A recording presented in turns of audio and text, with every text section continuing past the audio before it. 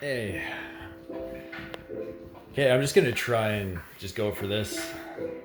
I want to talk about something that's become a lot more apparent in my surroundings, as well as just hearing about it. Not only that, dealing with it.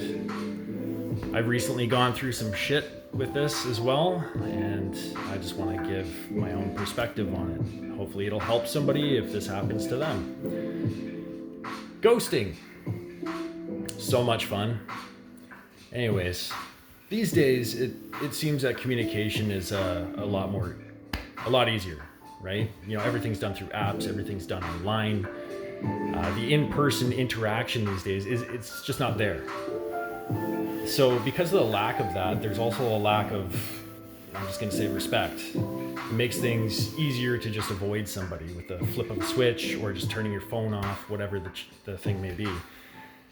Now, to understand ghosting in more of a relationship perspective is you need to understand there's two different perspectives of a relationship.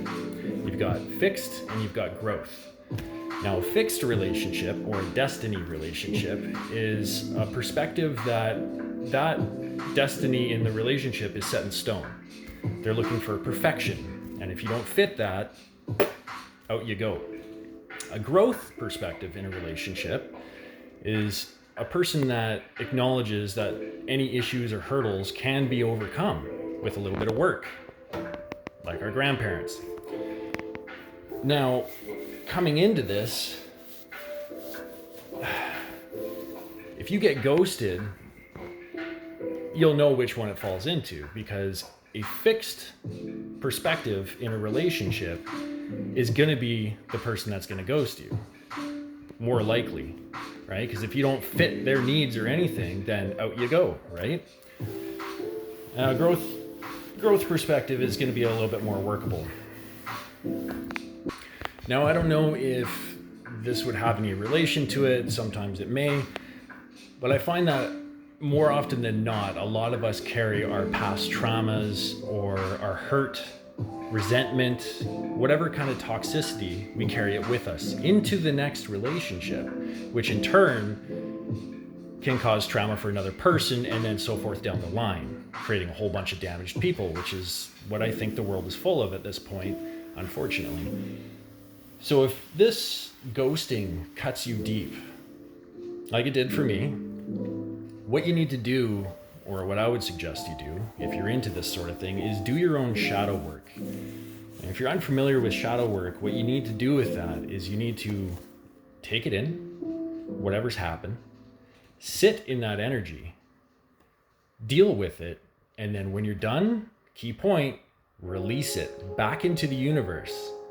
By doing this, you allow yourself to heal from it, and you don't carry it through to the next person. And this could be used in different things, not just ghosting. It could just be traumas in relationship, childhood, etc., etc.